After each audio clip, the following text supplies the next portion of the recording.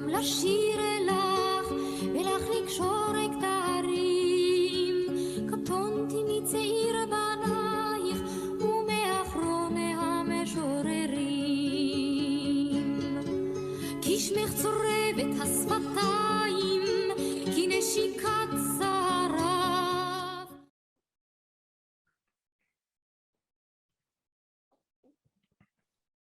I start? Yes, Judy. Okay. The Israeli-Palestinian conflict, a view from the region, session 6, the last session. Good afternoon and welcome. I am Judy Schumann, FRD chair of our Federation of South Palm Beach County, and with my husband, Alan, we are pleased to bring this fabulous series to our community. Thank you for joining us for the final session of the Israeli-Palestinian conflict, a view from the region, 6-part series over the past 6 weeks. We've had the pleasure of learning from Avi Melamed, author, educator, expert, and strategic intelligence analyst on the impact of the conflict. Today, we will conclude the series by focusing on the years from 2007 to present day time. Like all of the previous sessions, you will have the opportunity to ask Avi any questions that you may have by putting them in the chat box. Please do not send your questions to Avi directly, as he will be focusing on his presentation. Please send any questions to Chuck Lichtman, who will be moderating the Q&A portion of the program. I would also like to take a moment to thank Chuck for doing a stellar job moderating the Q&A each session. Thank you, Chuck. As this is our last session, Avi will be happy to stay on the Zoom past 1:00 p.m. so that he can answer any questions you may have or had over the course of the series. It is now my pleasure to introduce our featured speaker, Avi Melamed. Thank you. Ladies and gentlemen, shalom from Israel. First, Judy, Alan, I want to really thank you for your visionary leadership, for your generosity, for supporting this program. And I want to thank you, of course, for providing me this wonderful opportunity. I want to thank all the people in the Federation, Erica, and I want to thank Chuck for the wonderful cooperation. And I'm really blessed and thankful for everything that we were able to do together, and it's wonderful. As you know, we arrived in our final concluding session today. This is session number 6. We are concluding our course as we were trying together to explore the way the Middle East shaped and shapes the trajectory of the Israeli-Palestinian conflict. And today we are at session number 6, as we said, the concluding session. And as always, let us get down to business. As always, like in every opening session, I would like us to remember very shortly what's the guiding theme and how do we do that. Today, last session is called the Arab Spring Hegemonic Visions and Their Impacts on the Course of the Israeli-Palestinian Conflict. As you may remember, since day 1 of this course, we have been following the line of 4 different timelines. The regional timeline that you could see in front of you on the bottom line, colored green. Above that, the Palestinian timeline, colored red. Above that, the Zionist and later on the Israeli timeline, colored blue. And finally, on top, the gray one, which stands for the trajectory of the conflict itself. As you may recall also, we have been constantly talking about 3 major factors that have been involved in the shaping of the Middle East at large, and obviously as part of that also at the shaping of the trajectory of the Israeli-Palestinian conflict. We've been talking about Kaum, Pan-Arabism, this concept that envisioned the creation of one global Arab entity with no physical borders that will be based upon the fact that the Arabs, most of the Arabs, of course, are in terms of ethnicity, they are Arabs in terms of culture, language, tradition, and so on. We talked about another concept that was involved in this whole discussion regarding the statehood in the Middle East, and this is the Wataniya, the particularistic national statehood, that actually said with all due respect to Arab ethnicity, there are other factors, and therefore Wataniya was standing for the concept of an independent Arab states, Lebanon, Jordan, Iraq, Egypt, and so on and so on. And finally, we talked about caliphate to the right-hand side, colored green, the concept that emphasized the idea of creating one global entity, which is neither Qawm nor Wataniya. It's an entity that based upon the Islamic Sharia law, the Islamic religious codex. And we explained that according to Islamist theologists, the reason people should live their life according to the Sharia law is because Sharia law is a master plan that was given to mankind by Allah himself, the God, and therefore, of course, it is flawless. I want to emphasize something which is, I believe, very important through all this course, and I hope that by now it's clear. What we were trying to do is actually to provide you with the three-dimensional picture of a very complex reality, trying to help you together to connect the dots and understand how, in the end of the day, we have this multi-layers, multi-dimensional complex picture, which is by far, very, very far from the flat one that is quite often, and unfortunately, I would add, portrayed in the discussion in Western circles. As you may recall, we concluded our previous sessions, session number 5, that was exploring the time period between 1987 and 2007. And we talked about the escalation of the Israeli-Palestinian conflict, the intifadas, the two intifadas. We talked about the differences between the intifadas. And one of the major things that we talked about was that during that period of time, we already witnessed how the struggle between Wataniya, the particularistic national statehood, and Islamic caliphate, that struggle is gaining momentum within the Palestinian arena. And we concluded our last session, session 5, saying 1987, the year of the first intifada, that intifada was inspired by the Wataniya, the Palestinian particularistic ideal represented by the Fatah organization that was established in the late 50s. And we concluded our last session saying, before too long, 20 years after the first intifada, the Fatah, the major Palestinian particularistic national representative, so speaking, will find itself engaged in a battle to life or death with the Islamic Palestinian camp represented by two major factors within the Palestinian arena, Hamas and Islamic Jihad. And that brings us right now to 2007, where we start our session today. Reminding you, this session, the concluding one, is about the Arab Spring, hegemonic visions, and the impact on the course of the Israeli-Palestinian conflict. Let us turn first and just have a general outlook of the situation of the three major power players, Qawm, Wataniya, and Islamist concepts. Well, Qawm, as we already know from the previous session, is no longer relevant. Nobody really in the Arab world buys anymore that merchandise. It's done. So we are left with Wataniya and Islamist. And Wataniya, the concept of particularistic national statehood, is facing more and more growing challenges. The challenges are piling up in the Arab world, economically, politically, culturally, and so on and so on. And the turbulence in the Arab world are accordingly deepening.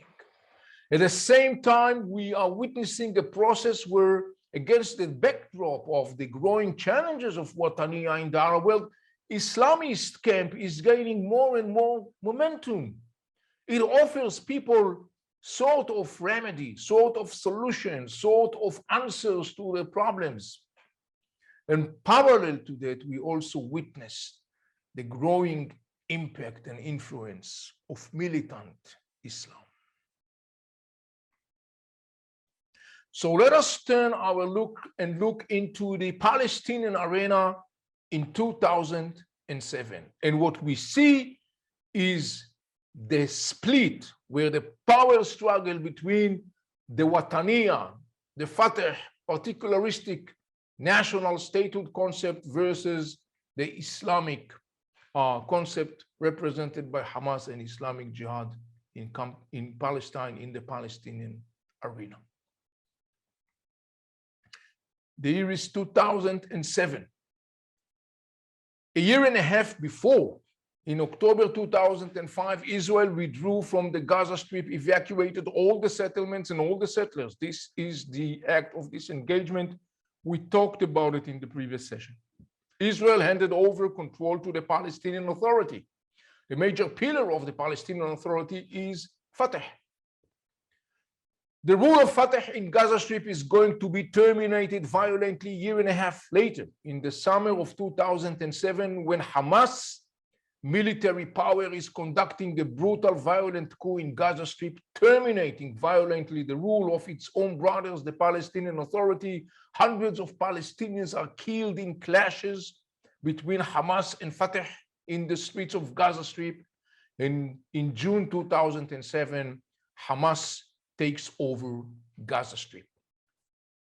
Just reminding you the differences between the two major outlooks. Hamas stands for the Islamic outlook, the one that prays the concept of ruling people according to Islamic religious law, Sharia. Fatah says, well, it should be according to a parliamentary process, a man-made, sort of speaking, laws. Fatah basically does not accept the concept of an independent Palestinian state because he's coming from the camp of the caliphate. Fatah is vowing the idea of Palestinian independent state. And finally, Hamas utterly and totally rejects any kind of compromise with Israel. No concessions, no negotiations, no nothing. Israel must be eliminated through violence. Fatah, in the bottom line, accepts Israel's existence as it's being manifested in the signing of the Oslo Agreement between Israel and the PLO in 1993. So these are non-bridgeable gaps between these two camps that are now fighting within the Palestinian arena over power and over hegemony. Since 2007, Hamas established government in Gaza Strip. I cannot emphasize it enough, and I will emphasize it. Hamas rules Gaza Strip. It has a government. He legislates laws. He charges taxes from people. He employs 50,000 officials. He has 20,000 or more military personnel. He got security forces, police forces. He legislates laws. He enforces the laws. He has diplomatic representatives in different countries like Russia, Iran, North Korea, also in parts of the Arab world. Hamas governs Gaza Strip. It is a government for any term and purposes, and it should be very clear. We are not talking about an external force who invaded Gaza Strip and took Gaza people hostage. Hamas is from Gaza Strip. Hamas is Gaza Strip. True, many people in Gaza Strip are not Hamas, but Hamas is Gaza Strip. And this is something that has to be borne in mind.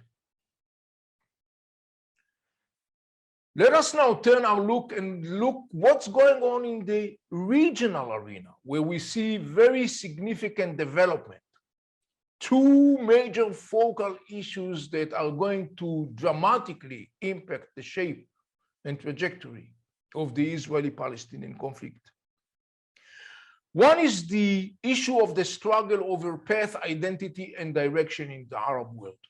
This is something that we are already familiar with. We have been talking about it almost since day one, when we talked about the fact that once the idea of national statehood was presented to the people of the Middle East sometime towards the end of the 1800s, and ever since, during the 20th century, there has been an ongoing, never-ending power struggle between Wataniya, between Qawm, between Islamic camp. It's all centered around the issue of, in the end of the day, what should be the path, identity, and direction of the Arab people. And also, by the way, not only the Arab, but the Muslim world in general. This process, this power struggle actually resulted in the end of the day, the failure of the model of statehood in the Arab world. The model of statehood in the Arab world failed.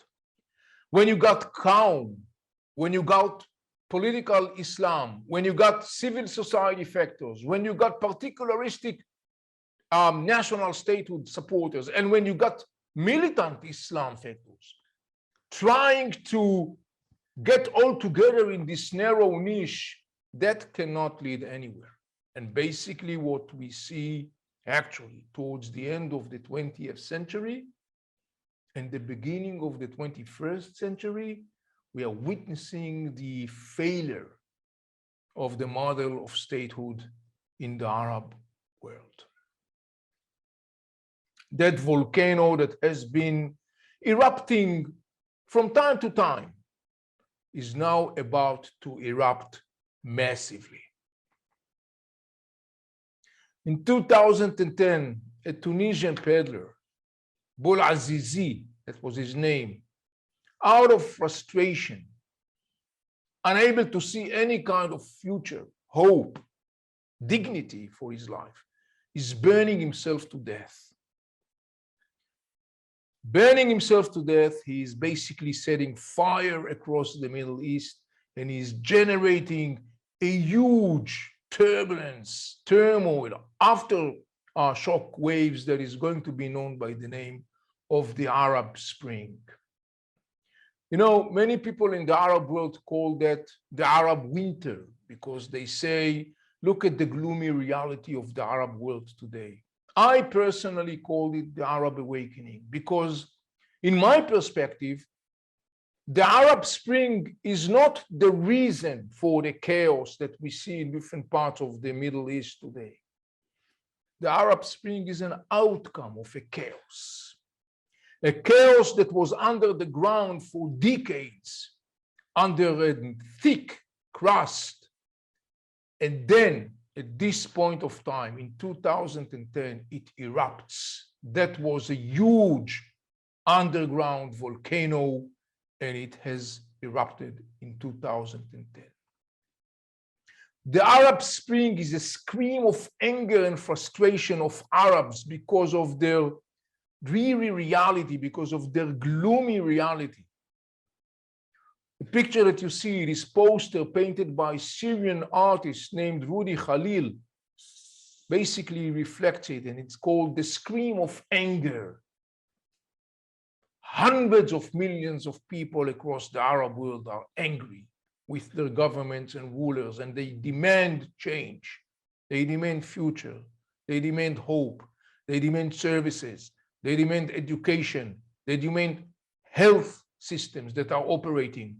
They demand all the little things, quote unquote, that dignified life in the end of the day is made of. This is the essence of the Arab Spring. I know that many people in the West talked about the Arab Spring in the context of human rights and civil rights, which to a certain extent is accurate, but that is not the core issue of the Arab Spring. The core issue of the Arab Spring is what I said right now, the demand for health services, education, employment, running water, electricity. That is the core of the Arab Spring. It has to be understood.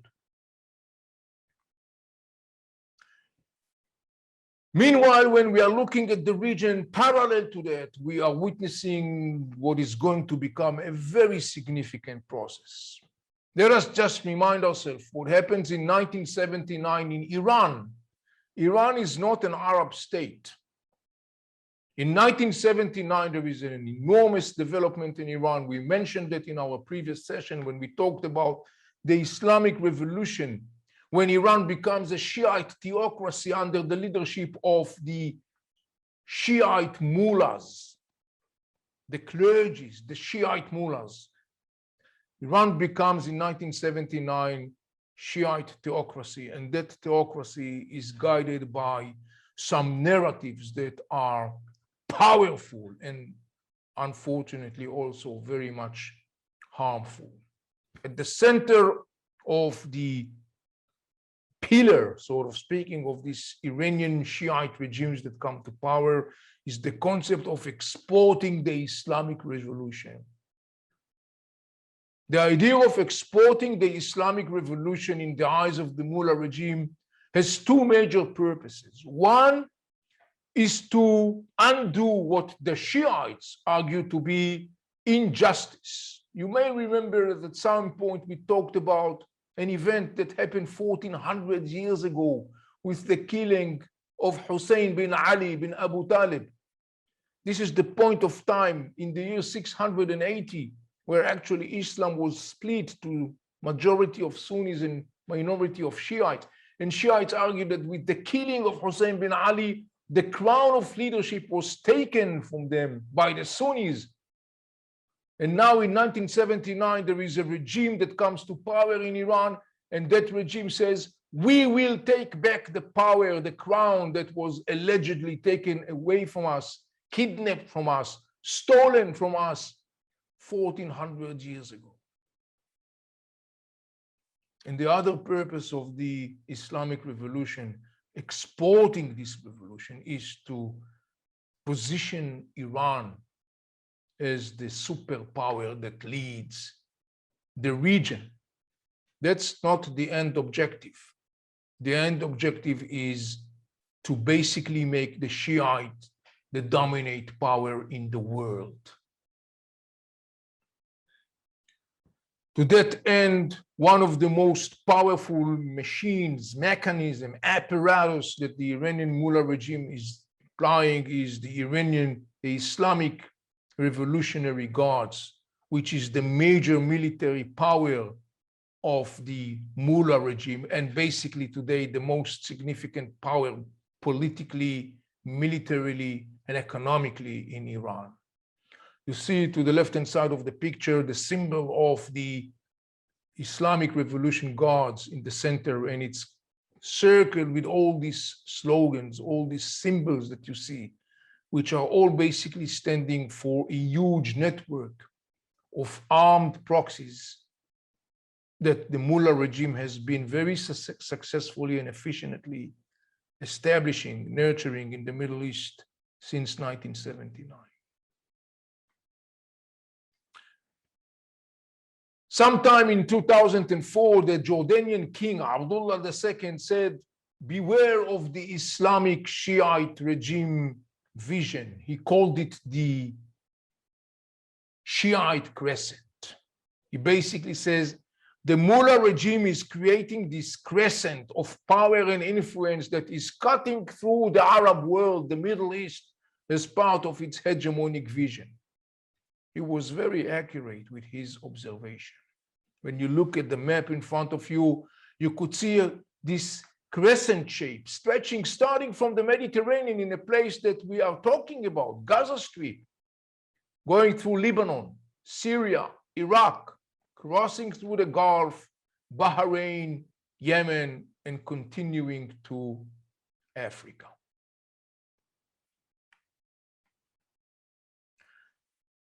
The Iranian expansion or hegemonic vision is based upon 5 major pillars.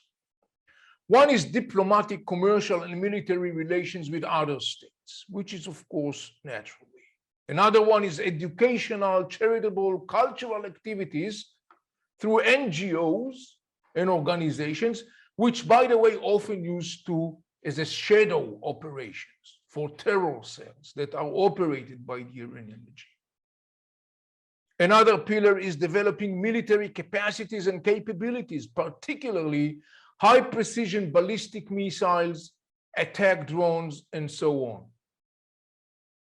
Another major pillar is, of course, the issue of the Iranian nuclear program that some are heavily suspecting has a military component to that. And the final one, and maybe the most significant one in the context of our discussion, is the establishing and nurturing of network of armed agents and proxies called the axis of resistance. In Arabic, it's known as محور المقاومة والممانعة, the axis of resistance and defiance. The axis of resistance and defiance is a network of Iranian-backed armed agents, militias, political parties, and proxies, tasked with advancing, often violently, Iran's hegemonic vision. The concept of the resistance, al-muqawama, is a very common in the vocabulary, the dictionary of the Middle East, and particularly in the last couple of decades. It is a yearning for an alternate world order in the spirit of Islam and the erudition of Western influence in the Middle East. And the most important, it has become synonymous with the concept of saying Israel will be and should be militarily eliminated. There should be no compromise, no concessions, no peace, no nothing. المحور المقاومة الممانعة, the axis of resistance and defiance, became a code word in the dictionary of the region in the last couple of decades. You look at this map and it shows you the way those proxies, the Iranian-backed proxies, all of them are massively armed to their teeth with the best weapons that the Iranians can offer: missiles, attack drones, intelligence surveillance capacities, all the most of the best that the Iranians can offer. They are massively arming these proxies, starting in Gaza Strip, where you see these two yellow arrows. One represents Hamas and the other one is Islamic Jihad in Palestine. Both are massively armed, financed, and supported by the Iranian Revolutionary Guards.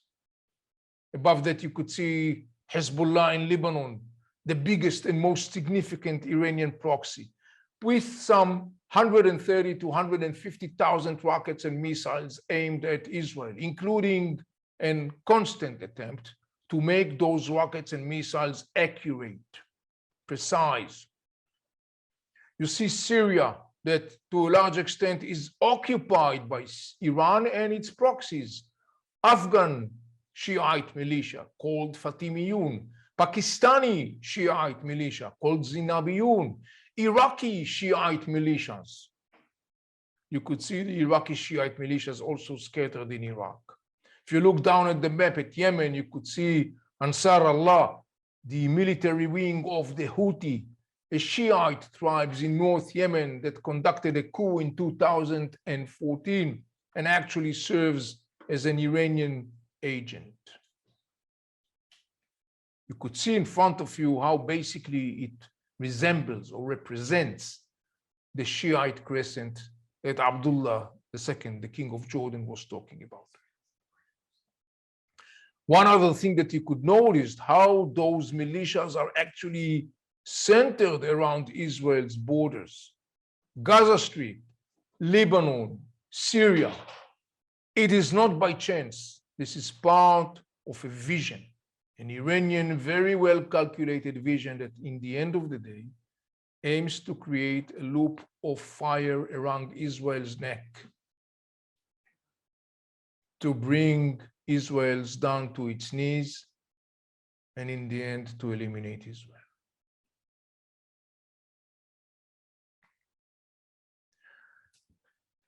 In course of time, more and more in the Arab world, they started to realize that something is wrong here.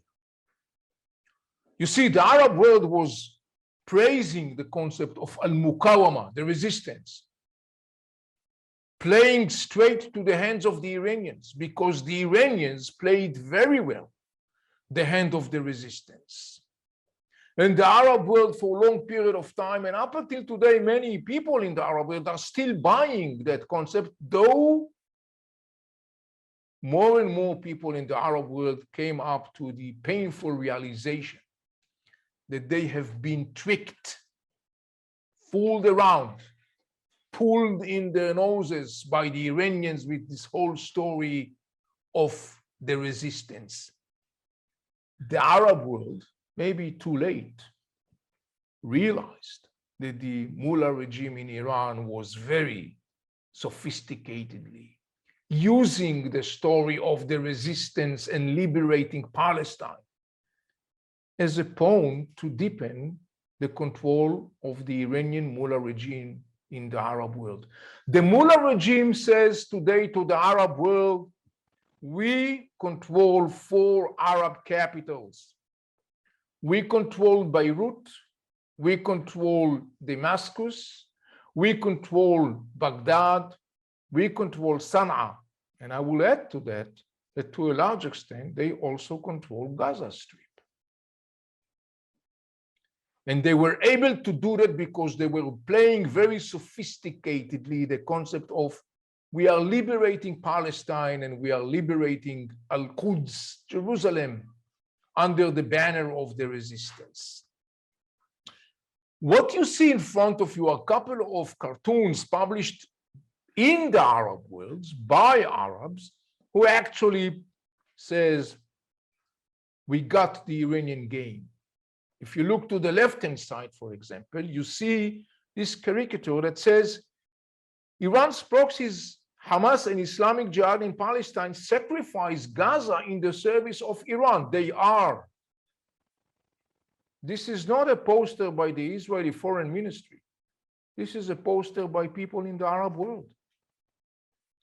You see another poster that actually says Iran's Arab proxies serves the countries to Iran's table, and you see the figures in the background. You see Iraqi leader, you see Assad, the leader of Syria, you see a person to the right-hand side that is no longer alive, Ali Abdullah Saleh, that used to be the Yemenite president. In the background, you see 2 waiters, kind of like standing. One to the left-hand side is the leader of the Houthi tribes, Abdel Malik al-Houthi, and next to him is the leader of Hezbollah in Lebanon, Hassan Nasrallah. They are all serving the Arab world to the table of the Iranian regime. If you look beneath, you could see a character that is even much more graphic, I would say, and basically needs no further explanation. Look at the picture to the right-hand side that shows these people standing in a very humble position, sort of speaking. Let's focus on that for a minute. What you see is a poster that was published by the mullah regime only recently. And it shows different figures from the Muslim and Arab world who are all associated with the axis of resistance. And you may recognize the location. This is the Temple Mount compound in Jerusalem. You could see in the background the Temple Mount compound. You see the Dome of the Rock. The people that you see in front of you in the picture, some of them are associated or affiliated with the axis of resistance. For example, number 1 that you see in front of you is Hassan Nasrallah, the leader of Hezbollah. Number 2, standing next to him, is Ismail Haniyeh, the leader of Hamas. You could see number 7 in the background. This is General Ismail Qani, the leader of Al-Quds force. This is the spearhead of the Iranian Revolutionary Guards that is in charge of this fueling, supporting, arming the Iranian proxies, and on and on. If you look at number 4, this is Ziad al-Nakhala, the leader of Islamic Jihad in Palestine. They are all part of this axis of resistance, and they all vote to eliminate the state of Israel. You could see here how the Iranian regime sophisticatedly is manipulating the concept of Al-Quds. We talked about it in day 1, since day 1. Defending Al-Quds, liberating Al-Quds, how the Iranian regime sophisticatedly manipulate this symbol in this message. Look at number 10, at the sky. You see the figure of a person. This is the former leader of Al-Quds Force, Major General Qasem Soleimani, a person that is responsible for death and destruction across the Middle East in unmeasurable scale, in the service of the Mullah regime expansion and hegemonic vision. But that's not the only hegemonic vision around. In the neighborhood, we got another player, which is called Turkey. And you see this person, Erdogan, the leader of Turkey. First, he was the mayor of Istanbul. Then he was the prime minister of Turkey. Now he's the president of Turkey. And he's leading this hegemonic vision, basically aspiring to become the leader of the Muslim Sunni world in this region and beyond this region. Some even say that he's kind of like dreaming of restoring the glorious day of the Ottoman Turkish Empire. When you look at this map, you could see how Turkey under Erdogan extended its influence across the region. You could see the Turkish flag almost everywhere, in Africa, in West Africa, in Northern Africa. Look in our region, in North Syria, in Iraq. Parts of North Syria and Iraq are physically occupied by the Turks. You could see very close to Israel. One of the places, for example, is Gaza Strip. Yes, Turkey also has a presence in Gaza Strip, like the Iranians. Perhaps not in the same amount and scale, but Turkey is there.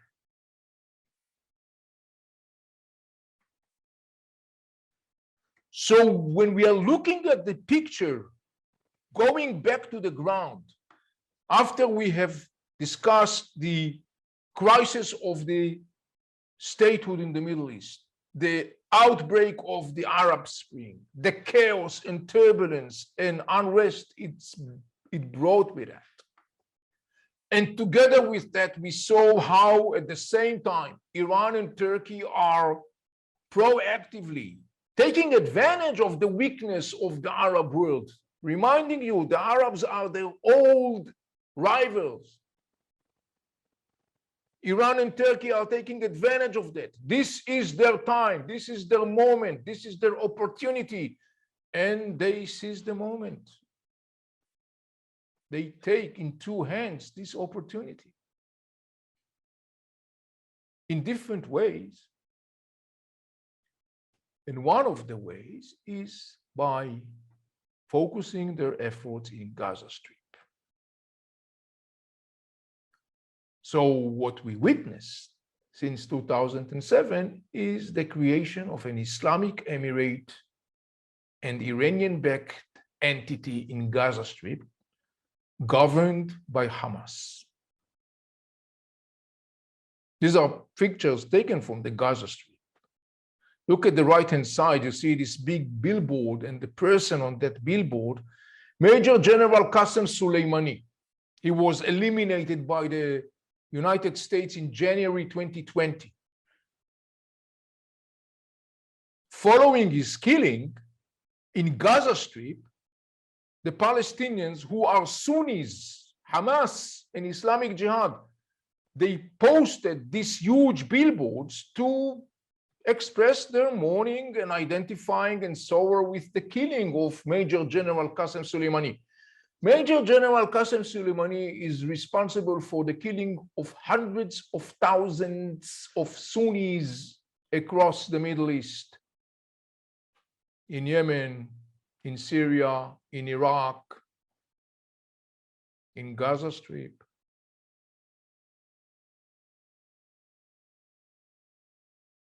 Yet Hamas and Islamic Jihad, the Sunni Palestinian factors that are massively supported by the Iranians, mourns his death. By the way, following that, people in Gaza Strip burned down this billboard. People in Gaza Strip, furious with that, eliminated those billboards. But in Gaza Strip, we are looking at an Islamic Emirate, an Iranian-backed entity. So when we look at the picture so far from 2007 to our times, what we see is that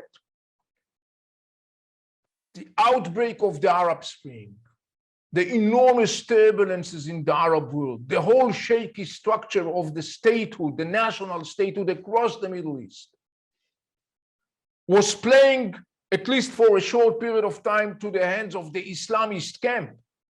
In Egypt and Tunisia, for example, the Muslim Brotherhood came to power, at least for a short period of time. Not less important, it was playing to the hands of the militant Islamist camp. We witnessed the birth of ISIS in 2013 in Iraq and Syria. ISIS is the outcome of the failure of the Arab statehood.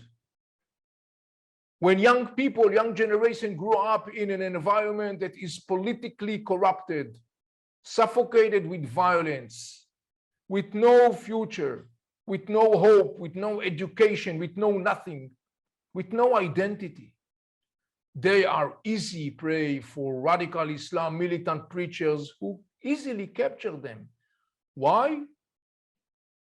Because they offer them identity, they offer them path, they offer them direction, they offer them respect, dignity, they offer them flag to come around, and they offer them weapon. Yesterday they were impotent, today they are powerful.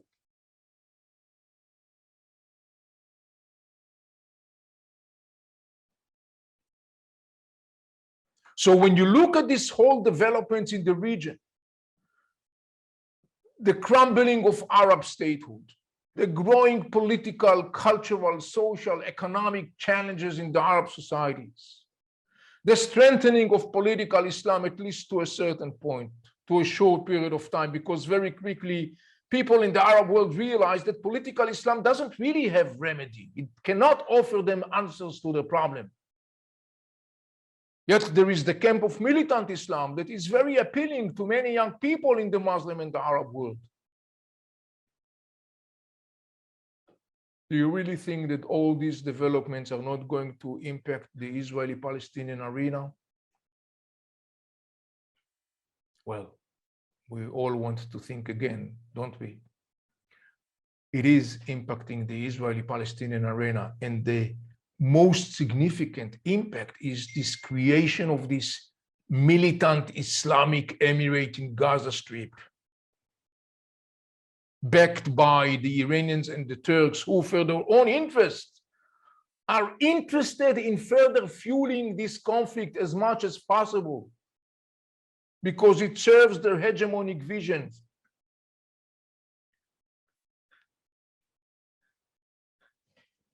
They provide Hamas and Islamic Jihad with weapons, missiles, rockets, military know-how, military guiding, open checks and credit in the bank. Well, what can be the outcome of that? That's the outcome of that. An escalation of the conflict. In 1987, we talked about the Stones Intifada, Molotov cocktails. In 2021, this is what we are dealing with. Rockets, missiles, drones, tunnels, sophisticated naval submarines, intelligence gathering capacities, and civilians on both sides, Israelis and Palestinians, who find themselves in the front line of the fire. The Mullah regime very gladly sacrificed Israelis, Palestinians, Lebanese, Iraqis, Syrians, Yemenites. Turkey, well, we're fine with that, as long as it serves our interest. Why not?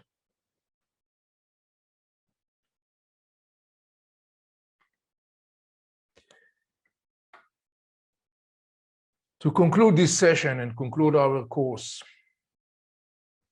two dramatic, intertwined, parallel processes in the Middle East impacted the trajectory of the Israeli-Palestinian conflict in the two first decades of the 21st century. One is the failure of the Arab statehood. We talked about the Arab Spring and how it strengthened political Islam and militant Islam. The other one is the Iranians and Turkey hegemonic vision, how it is their interest to further fuel the flames of the conflict as much as possible because it serves their interest. Iranian President Ibrahim Raisi, a butcher, psychopath, 2 days into his term, met with leaders of Hamas and Islamic Jihad, as if this is the most significant thing for Iran that is crumbling from inside. 84 million people nation. He met with them because he wanted to make sure that they should know that Iran is going to continue and support them. Of course they will. It serves the Iranian hegemonic vision very well.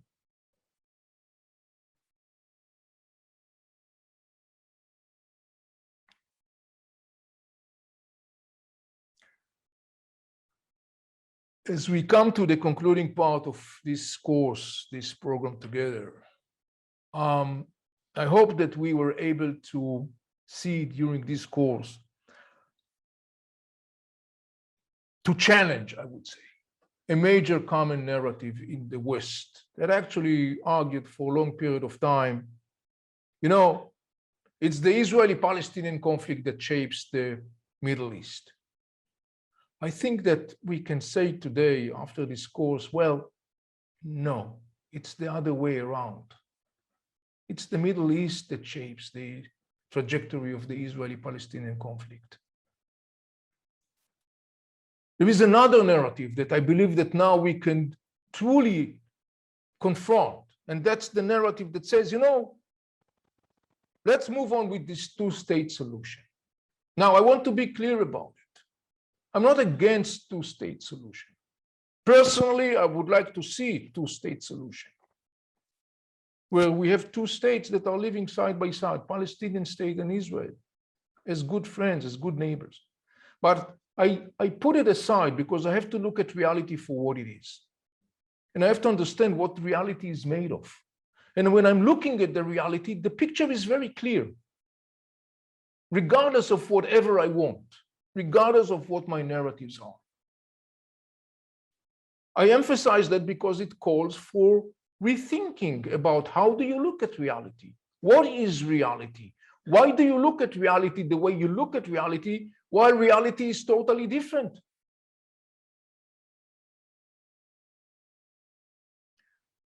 You know, I'm always saying that understanding Israel and Israel's needs requires to understand the neighborhood Israel is part of, the Middle East. And I believe and hope that this course further emphasized that outlook. And one last thing before we conclude, as I said from the beginning and through all the course, it's important for me to emphasize that I'm not dealing here with game of blame. I think that I was coming across objectively. And I was saying all the time, I don't think that this is one side blame. I don't think it's only the Palestinians to be blamed. I don't think it's only Israel's to be blamed. I found both of the parties, like in any conflict, responsible for their mutual, unfortunately gloomy reality. I think it's important to take this understanding because unfortunately, I think that there are some circles in the West particularly who fail to understand this basic fact. This is not a tennis court with one player that runs from side to side. There are two, at least, players on this court, and there are many more, as we saw during our course. It has to be internalized. It has to be understood. Mostly because there are so many good people and particularly wonderful people within American Jewry that are really genuinely looking for solution, looking for way to help end this conflict. Constructively helping to end this conflict requires realistic understanding of what reality is made of. Failing to understand what reality made of will not result in productive solution. In fact, it will make things worse. And that brings me to my concluding part, which is actually a question to you all, but I think I have the feeling I know the answer. What do you think when it comes to the discussion about Israel, the Palestinians, the Israeli-Palestinian conflict? How much of the things that we talked about during our course, how much of those things are present in the discussion in Western circles in general, and I would add even particularly within American Jewry circles?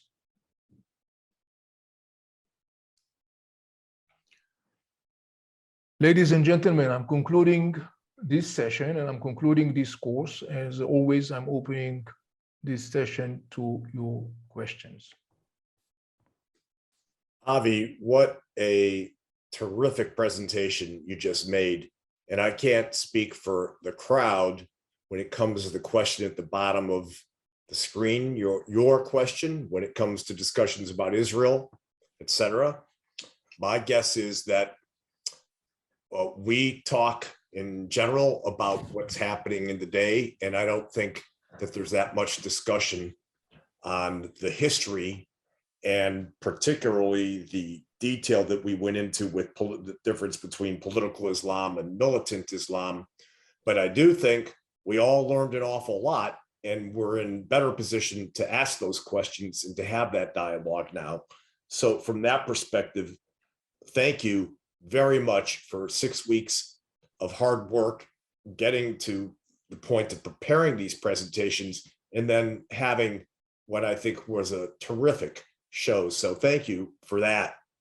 And as long as I'm on my Oscar mode here, I want to make sure before I forget, thank Alan and Judy Schumann again for contributing to make sure that this show, this presentation became a reality. The fact that we've had such high attendance for 6 weeks straight tells you how good the program is.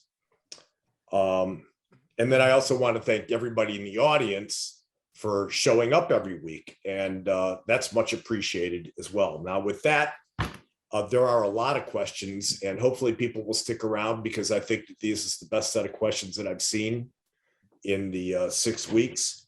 I have a couple. I'm going to save one for the end if there's time. If not, I'm going to ask my first question, and then we'll move to the questions that are in the chat room. So, you did a great job of explaining to us the difference between political Islam and militant Islam. We spent today a fair amount of time talking about Iran and Turkey and Hamas.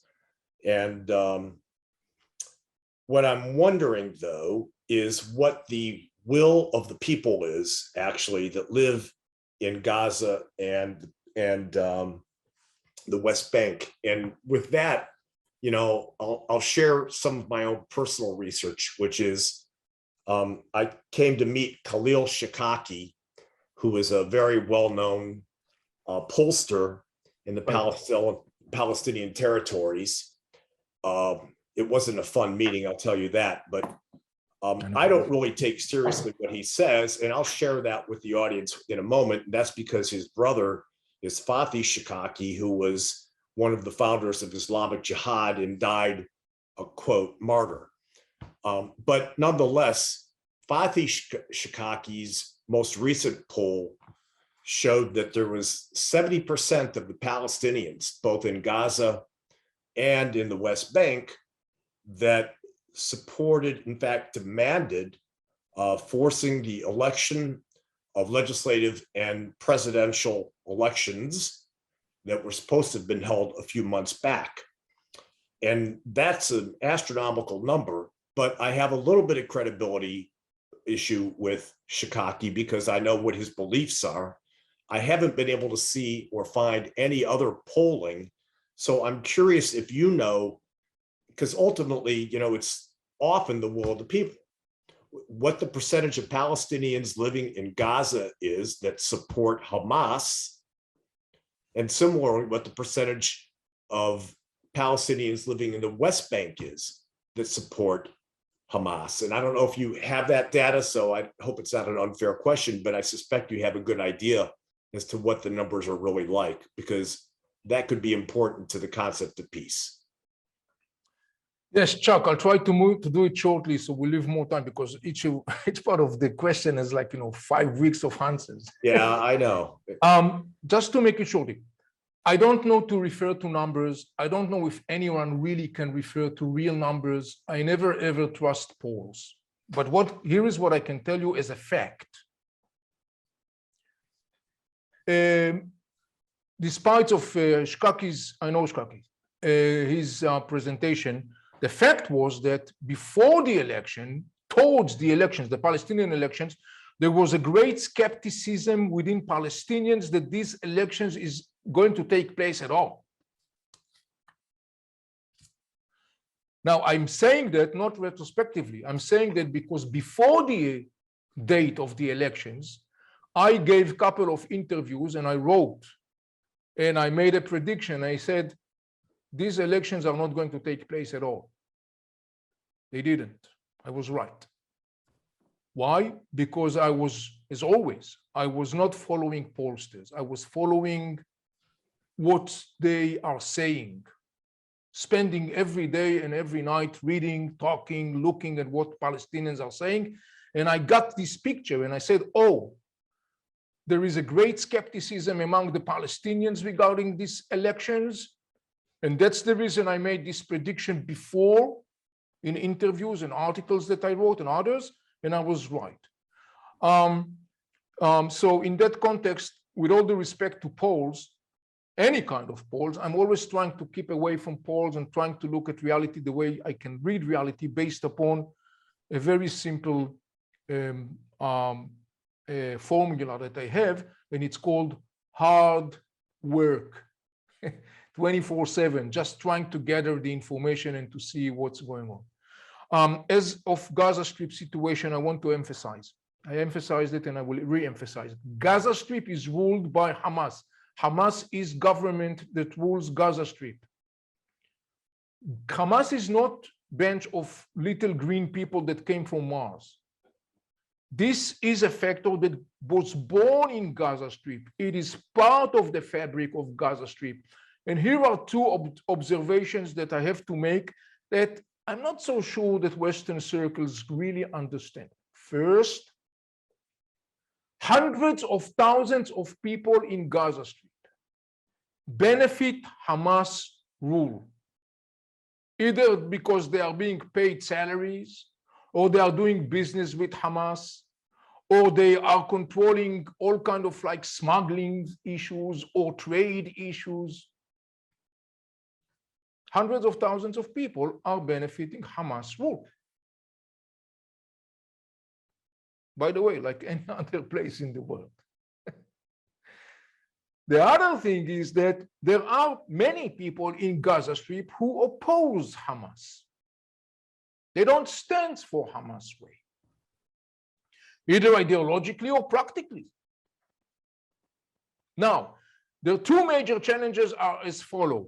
One, some of those people who object Hamas are part of Hamas, but they don't agree with some aspect of its policy. There is another camp who opposes Hamas and basically says Hamas drags us, Palestinians in Gaza, into cul-de-sac, into no path, no exit road, dead-end street, and which is, by the way, quite accurate. The issue is that Hamas obviously oppresses very violently anyone who dares to oppose Hamas. It has to be understood.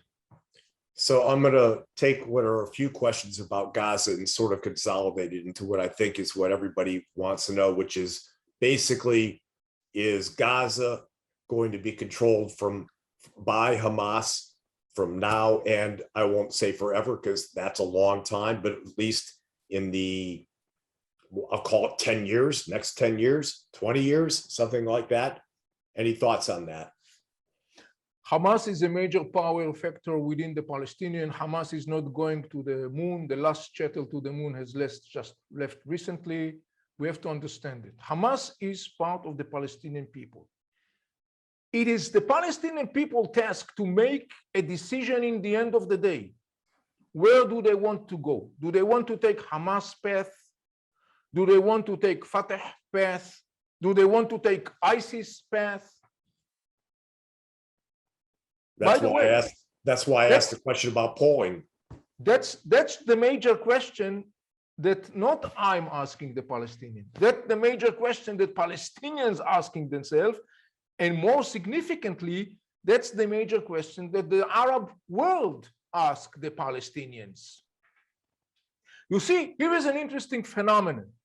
While unfortunately many circles in the world do not, and particularly in the West, do not ask the Palestinians those legitimate, accurate questions, their brothers, including the Palestinians, but their brothers, the Arabs, they are asking the Palestinians, guys, what do you want to do when you grow up? Where do you want to go? You want to take Hamas path? Fine. By the way, following the recent war between Israel and Hamas, the Arab world, at least the major powers, turn to Hamas and says, you know what? Fine. Go ahead. We will be right behind you. Meaning the Arab world says to Hamas, look, if you insist to continue and to sacrifice Gaza Strip for Iran purposes, fine. We are just behind you. Meaning, forget about us. That's the translation. So in the end of the day, and this is one of the most significant things to take away, which I really hope that people will take away. It is about time that people in the West will start asking the legitimate questions that the Arab world is asking the Palestinians, not the Israeli Foreign Ministry. The Arab world is constantly turning to the Palestinians and say, where do you want to go? You want to take Hamas path? You want to take Islamic Jihad path? You want to take ISIS path? You want to take Fatah path? Let us know. Fine. And this is a significant question that has to be made. But that question does not exist in the circles in the West. Are the workers in Gaza, this is one of the questions, are the workers that are in Gaza that used to travel to Israel still able to do so? Yes, but in a lower number than in the past for obvious reasons. Israel still provides certificates and the work permissions for Gaza people to go to Israel. By the way, Gaza, one of the major income of Gaza people is agriculture. And large portion of that agricultural product is exported through Israel. Watermelon, strawberries, tomatoes, potatoes, onions, all these things, and it's going to Israel. So it also should be it should be known. This next question's a little bit off topic, but I'm going to ask it. Are the Iranian proxies in Mali, Somalia, and other countries in Africa, or are those just ISIS and Al Qaeda? Well, the major, in context of specifically talking about Mali and other places in Africa, it's less Iranian Shiite-based powers, even though in Nigeria, there is a very significant Shiite proxy. But mostly in Somalia, Mali, these are mostly Sunni, not Shiite militant Islamic proxies, not of the Iranians. How about the young Palestinians that live in either West Bank or in Jerusalem? What is the sense of their feelings with respect to either joining Islamic Jihad or similar groups as opposed to wanting to continue on the path to a potential peace resolution? Well, of course, it's a difficult question to answer, but I'll try to provide some general observation. I spoke to young people from Palestinian Authority in Ramallah and other places. The major message that came across was something along the line of like, look, look, we really want to see our own future as an individual, as families. You want a translation? Here is the translation. We want a new car. We want a nice apartment. We want a good job. We want future to our kids. We want nice, good educational health system. We're looking for future as normal people. Obviously, always there is people that are always looking for something that is beyond, ideologically, politically, whatever. But I would say that in that sense, at least based upon my conversation with people from Ramallah, other places in the Palestinian Authority, that was a very strong sentiment coming across. As for the young people in Gaza Strip, well, what you see in Gaza Strip is that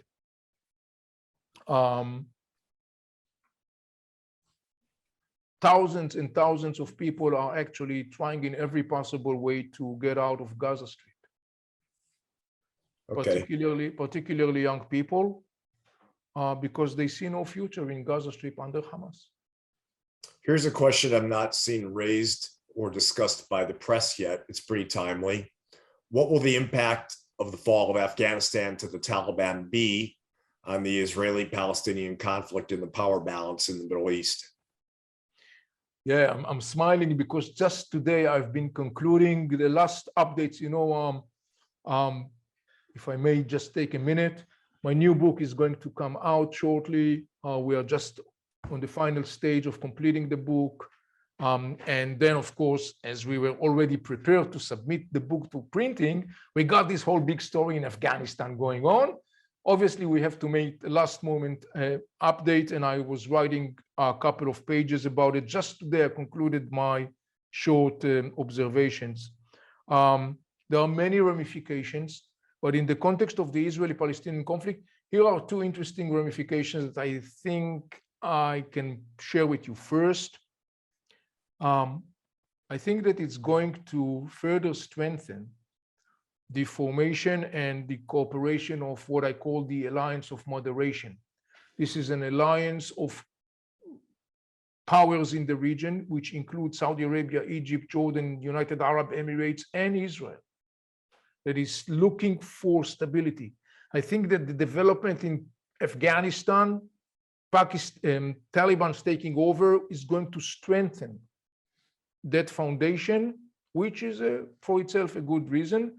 One of the major reasons for that is because the strengthening of the restriction of the renewal of Taliban's role in Afghanistan gives a momentum to Sunni militant Islamic ideology. And Sunni militant Islamic ideology, on top of its list of enemies, and they have a lot of enemies in their list, on top of their list is to topple down the Arab governments and particularly the Arab monarchies, because they view them as an illegitimate, fake rules. In other words, this is a growing challenge to the Saudis, to the United Arab Emirates, to Jordan, to Egypt, who already deals with the challenge of militant Islamic Sunni Islam.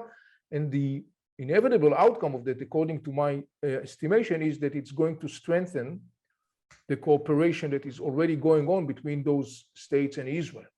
This is what I call alliance of moderation. One other thing in the context of Gaza Strip, which is interesting.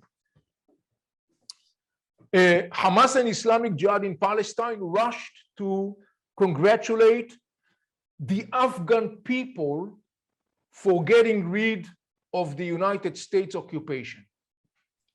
Notice what I say. They didn't rush to congratulate the Taliban. They rushed to congratulate the Afghan people. They were echoing the same message of the Iranian regime. The reason for that is that the Sunni militant ideology, the camp that Taliban comes from, is actually a camp that presents challenge not only to Iran, but also presents challenge to Hamas and Islamic Jihad in Palestine.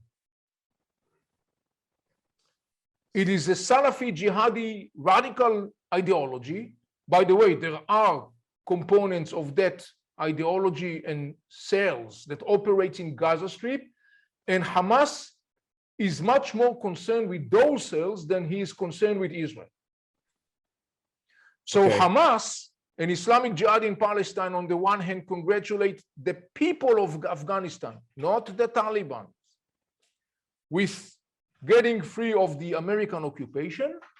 And at the same time, Hamas and Islamic Jihad are concerned with the possibility that Salafi jihadist cells, an ideology that exists in Gaza Strip, will gain momentum, and that will present a growing challenge to Hamas and Islamic Jihad in Palestine. So we still have a few more, and I'm getting, buzzed that we need to like kind of speed it up. So here, you just mentioned among those various countries, I think you referred to them as the moderate states.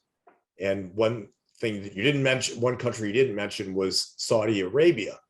So one of the viewers asked the question, will Saudi Arabia recognize Israel? What is holding them back? Yes, well, I want to first make the right definition. I didn't say these are moderate state. Saudi Arabia is not moderate state.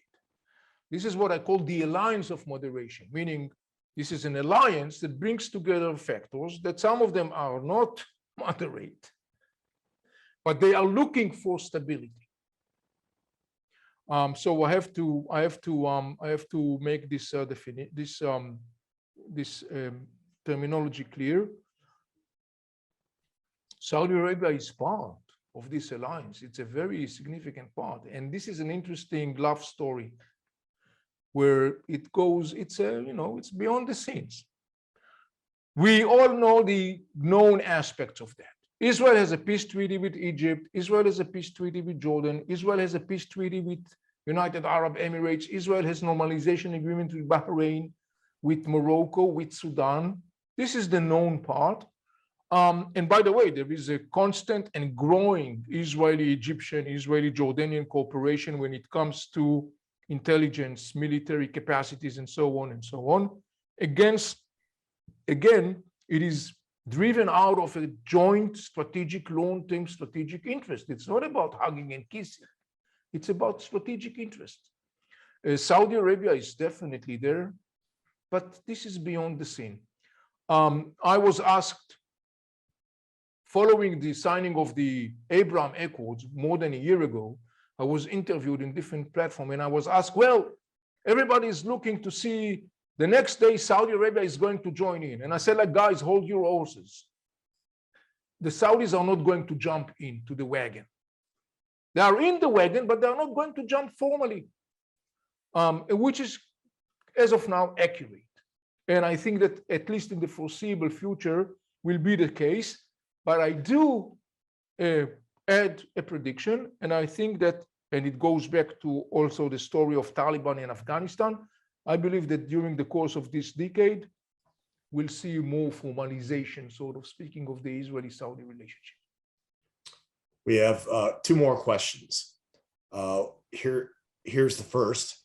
Would it be reasonable or possible to negotiate with the Palestinian Authority in the West Bank without negotiating with Hamas respecting Gaza? The answer is no, because Hamas basically in any given moment can interrupt and dictate a different trajectory. That's a fact. But here is what I'm saying, and I've been saying that for many years, and I continue to stick to my perspective. Israeli-Palestinian agreement cannot be done for itself alone. They cannot. Neither Israelis nor the Palestinians are in a position where they can have a peace agreement, let alone to say, arrangement. But it can be done in a frame of a regional structure. In any kind of an Israeli-Palestinian arrangement,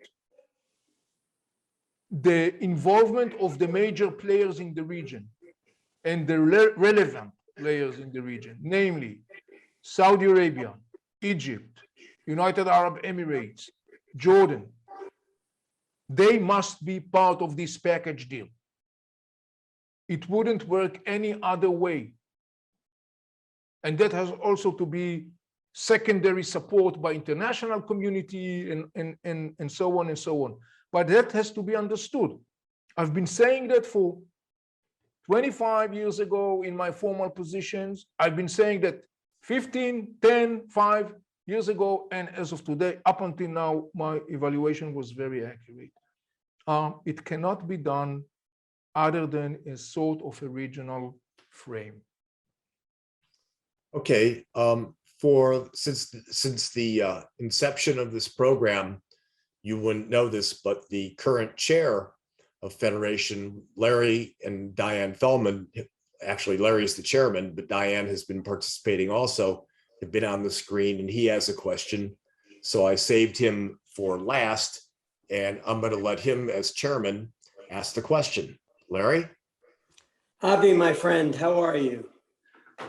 Larry and Diane, my friends, my dear friends, I'm going to reward you with the credit for the best followers of my program. I don't know why, but. Well, it is, I'm sure I'm speaking for everyone here, how much we appreciate, deeply, deeply appreciate your participation here. We know that you travel around the world trying to help us all, whether government, House of Representatives, Senate, wherever it may be, you're out there helping us to understand what the issues are. For me, there's a naivete on my part mixed with an idealism. And I think history has told us all that wars and the conflicts that we have between countries, more often than not, and maybe always, come from governments and not necessarily the people. As you talked about, I want a car, I want an education, I want my family to live a life that now that we see it online and we see how other people live and we want this.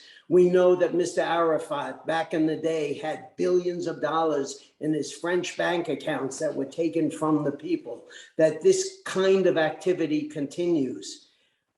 And again, I started this with naivete and idealism. Do you think 25 years from now, we're going to be sitting here having that same conversation where the citizenry, where having a 13, 14-year-old girl or boy that have no future, that the people are going to allow this to continue? And again, as I sit and talk to Arab friends and we talk about what their future is, we've always talked about using concrete to build tunnels as opposed to schools and hospitals. How long do you, again, I can't help but feel that naivete and even asking the question, but at what point do people stand up and say, especially when you read Jaime Perez's book, where he's willing to give all the science, education, all these things, so that on one side of the street, you have Israel with milk and honey and grain. The other side of the street are rocks and dirt. How long do you think the citizenry will allow this to continue? Well, Larry, first, I want to share with you some story. I met Larry and Diane first in Israel. I think it was like 2 years ago, Larry, 3 years ago? A little bit more, yeah. We were supposed to go down to do a briefing next to the Gaza border. And the very same morning, there was rocket attack launched from Gaza Strip. So instead of standing next to Gaza border, we ended up standing in the lobby, the executive lounge of the Hilton, which was nice. It was. And that was the beginning of a beautiful and wonderful friendship. Larry and Diane, thank you so much for your friendship. Larry, let me go to the bottom line. I'm optimistic. That's good to hear. Okay, here is the deal. You know that my new book, Inside the Middle East, Entering a New Era, is hopefully going to be published in the beginning of January 22. And notice the subtitle, Entering a New Era. And one of the aspects of this entering a new era is that one of my major arguments, Larry, is that we are witnessing within this whole chaos, within this whole turbulence, what I see, or what I think I see, is the emerging of a new kind of a model of statehood in the region that will be maybe more successful than the one before. And one of the major reasons that I detect that process is because what I've been witnessing is the very clear, irreversible empowering of the people as they are demanding their government's accountability, as they are demanding to be given the services they deserve to have, as they are demanding to have future. And it's powerful.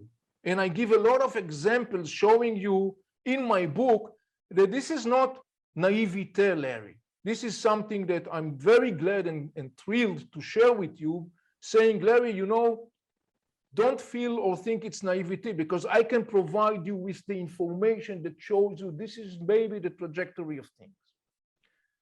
Is it going to be a smooth process? No.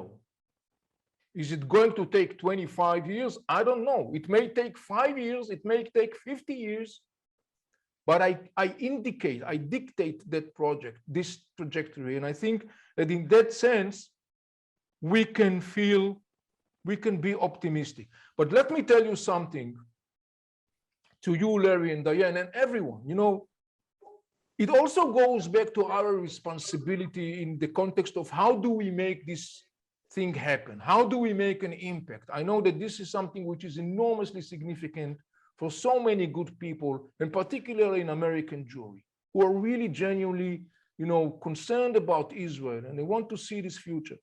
And I think that it starts, and I believe, Larry and Diane, you were so accurately understanding that when it starts with the idea of like, we have to expand our lenses. We have to look at the reality in many different ways. We have to understand what reality is made of in order to make change of reality. If you don't understand what reality is made of, you cannot change reality.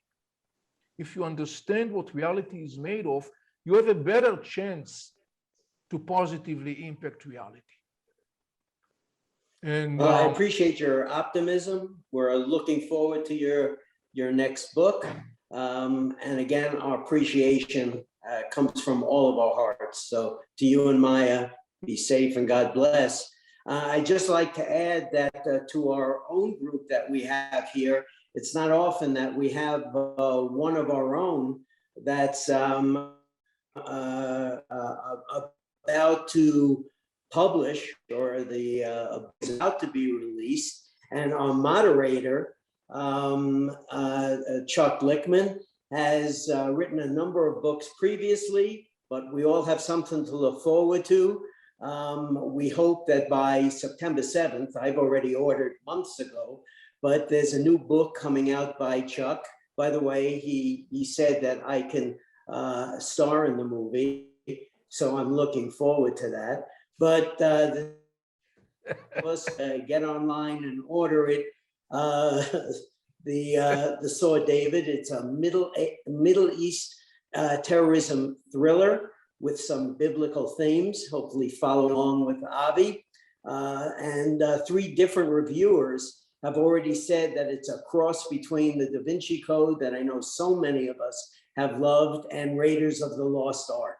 Wow. So this should be tremendously exciting. Mazel tov to both of our authors here. But we're all looking forward to receiving and reading both of these, what we know will be great books. So congratulations to both of our authors. That was very kind. It's all yours. That was very kind to you, Larry, and thank you for embarrassing me, but it's appreciated nonetheless. Again, I really want to thank Avi and Federation for hosting this and everybody for participating, and particularly Alan and Judy Schumann. So I wouldn't be surprised, although I'm speaking with absolutely zero knowledge based on the comments that I've seen from people, that I have a feeling we'll be talking with Avi again at some point in the future. Absolutely. So Yes, with that, you know, definitely. I mean, Chuck, you know, Larry, Larry, I must say a few words just shortly. First, I want to express my deep appreciation and thankfulness for my partner in life, Maya Hoffman. that when I knew her, I used to have a black hair. Now it's gone.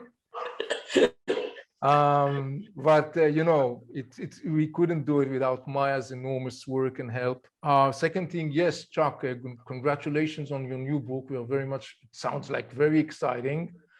You know, I have this long dream that I was always dreaming that, you know, in one of my lectures, there will be representatives of Armani, and they will come to me in the end of the lecture and say, please sign here the contract and I'm good to go. So I don't know, maybe with your new book. And finally, guys, just a short note, you know that hopefully, Bezrat Hashem, God willing, we'll be in the States in the beginning of January, February, March, and we are supposed to be also in your area, which we are very excited to, looking very much forward to that. And I'm really, really, really looking forward to the opportunity to get together with all of you guys to continue our conversation. And we love you and we miss you and we appreciate everything that you are doing for us. Thank you so much. Thank you. And we all miss Israel too. So we hope to be there soon as well. And with that, everybody, thank you so much. And we'll see you all soon. And on a final note, stay healthy, stay safe. Yep. Bye. Bye-bye.